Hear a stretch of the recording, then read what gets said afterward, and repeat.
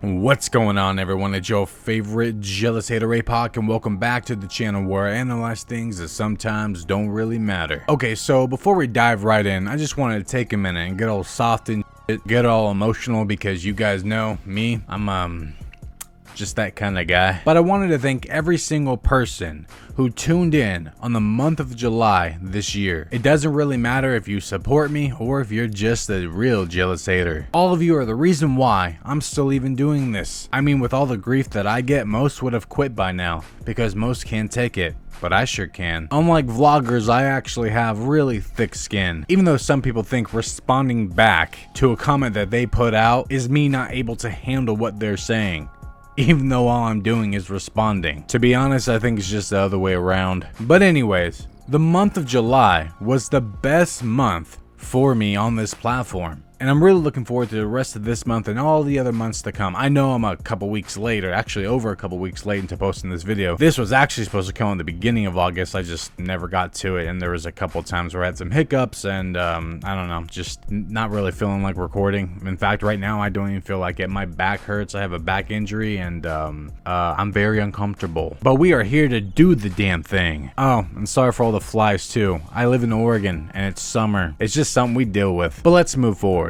Welcome back to Apoc's Monthly Reslap, where I take everything that I've discussed or exposed over the last month or so and just recap all the bullshit. Okay, let's double down. Okay, so one of the videos that I first covered in July was the Channon Rose versus DCP ordeal, where DCP made a video on her and her past and whatever, which Channon responded in a very disgusting way and threw a label on top of him, called him a pedo, which is wrong in every single way possible, because unless you got receipts, you can't call someone that. That's a very bad claim you can throw on someone that can actually trickle onto their real life. And I did just throw a video kind of breaking it down again because I decided to respond to a comment, so I'm really not going to dive too deep into this because you guys have already heard it. But to quickly sum up the video, Channon called him something, he responded, she responded, and there's just this big back and forth going on. And I made a video on my thoughts expressing how I don't like DCP, but I also don't like Channon putting that label on him.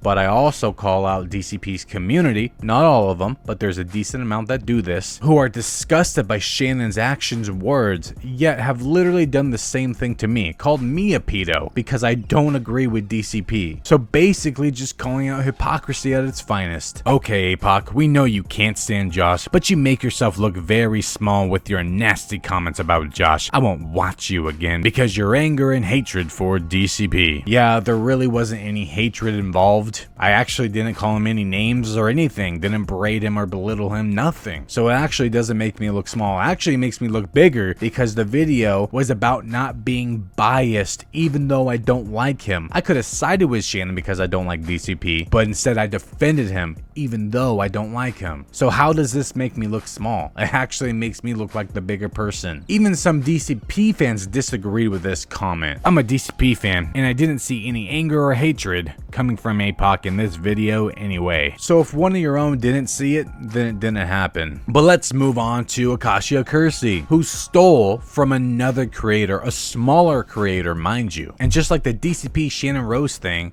it's really cut and dry. Acacia stole presets of product from another creator because she couldn't figure out on her own, even though she has her own presets, but she liked these ones, so she bought them from this creator, took them, tweaked them to her liking, these are her words, and then pushed them out as her own product. She even said the products basically were the same. But the best part is that Acacia got caught by that creator in 4K. And then Acacia, again, however you pronounce her name, I know I probably got it wrong. I care about more that she stole from another creator than actually how to pronounce her damn name. I don't care. But she got caught by this other creator and was forced to respond and apologize publicly online. But don't get it twisted, that's the only reason she apologized, because she got caught. Otherwise she would have kept doing it. We don't even know if she's done this to other people, because this is the only time she's got caught, although she's had a pretty bumpy past. So this kind of begs the question, has she learned anything?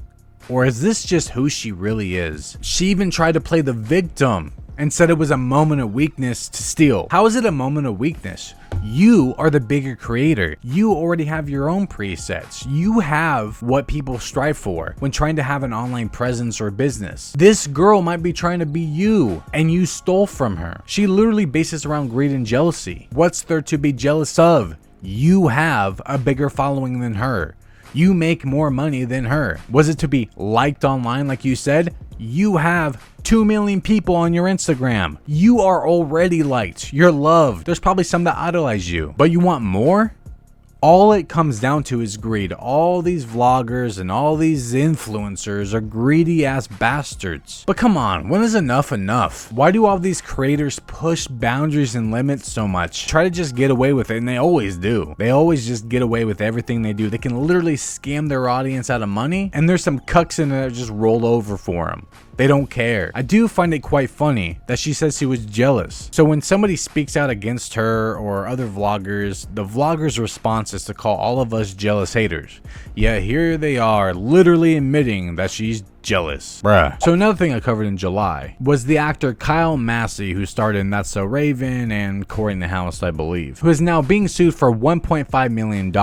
Now these are just allegations, but for apparently sending lewd pictures and videos to a 13-year-old little girl. Now, from what I read, it seems pretty damning. The mom had proof on a flash drive, yada yada yada. It's actually another cut and dry situation. But why is Kyle messing around with young girls when he has a girlfriend? And where's the girlfriend all this? She's just okay with this? Kyle contacted the mom and asked her to send her 13-year-old daughter to him so she can stay with him in LA. And they're both cool with that?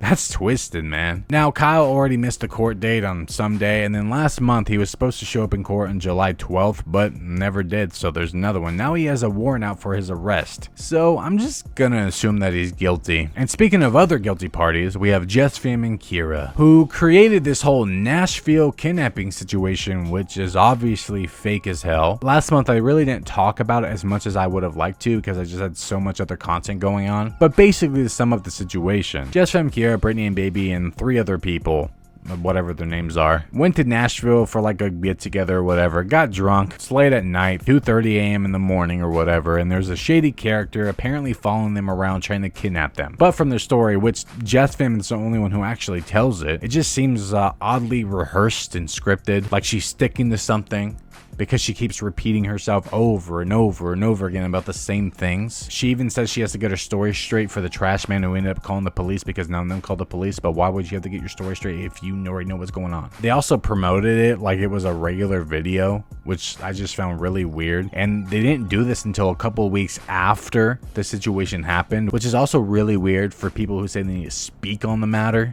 who thinks they need to speak up to bring awareness. Yeah, they didn't say anything until a couple weeks after, and were really vague about it on Instagram. And like I said, I really didn't get to talk about as much as I would have liked to, but I did release a video this month in August, definitely diving a lot more deep into the situation, where I definitely prove that there's just so many damn lies. It's insane. These people are compulsive, pathological liars. They will do anything for clout and views. It's insane. Their kids aren't even safe, man. Next up, we have Jonathan Jolie, which is a real gem. So Johnny Boy here pushed out a video based around coming out where it didn't really actually seem like he came out. It just sounded like he had multiple personality disorder, and claimed he created this imaginary reality, imaginary world with imaginary friends based from being bullied as a child, which to me just sounds like a regular kid who doesn't even get bullied. Most kids have an imagination and do those things. I did those things. It's what kids do. But he said one of his imaginary friends, which was a girl named Giselle, was actually him, even though the way he described all these beings, including Giselle, it seemed like they were all their own separate entity. I'm pretty damn sure most of the time that when somebody comes out as trans, that's who they are. That's who they've always been. It's not a character or a separate being that they created within their mind. But it just so happens all this starts to go on when their views start to fall, when their channel starts to tank. I mean, if you look at their channel, their view to sub ratio is absolutely horrible. And that happens with a lot of people, a lot of vloggers especially. Their views just aren't the same anymore. And when that happens, they like to create a controversy. And now it seems like Jonathan is just being extra. And the big problem is he's bringing Eduardo into this, using his son and his son's journey and his son's discovery for his own benefit, using him to like correlate with his own story. You know, Jonathan claimed that he had a hideaway and was forced to hide away from the world, while having no issue whatsoever exploiting his son online for money, for apparently the same damn thing he was hiding from. We don't even know if this is who Eduardo is. I'm not saying it isn't, and there's no problem if there is, but what I'm getting at is that Jonathan will do anything for money. He is a scoundrel. He's a weasel. He is scum. You don't think he would put his son in a dress and makeup for money? I'm not saying war is being forced, but what I'm saying is it could be a phase, and Jonathan is capitalizing on it because he wants money. I mean, come on, people. Jonathan literally admitted to faking who he was for the past decade. He said he was a chameleon. He's a master manipulator. He has said these words. And being an adult and being aware to the context of what people say, that to me is so untrustworthy, especially because his little coming out video didn't even give any details. It was super and utterly vague. But don't worry, he has a book coming out, so you can buy his book and then you can know what he's really feeling or whatever. Pure garbage.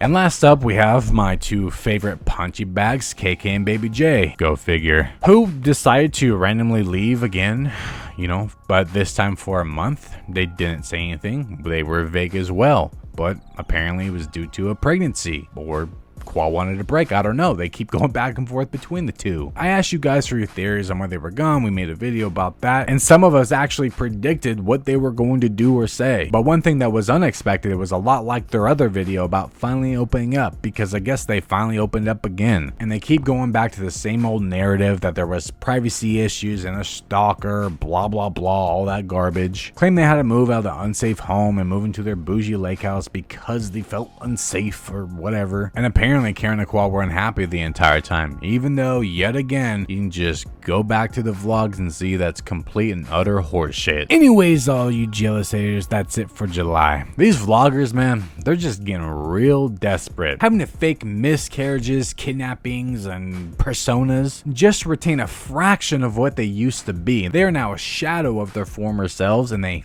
hate it. I mean, imagine trying every avenue possible to try to make money outside of YouTube while also claiming not to put all your eggs in one basket, with all these businesses, with all these other ventures, and nothing working out. Not even clickbaiting worked. But just imagine having to get pregnant because you're good at nothing else. In conclusion, see ya.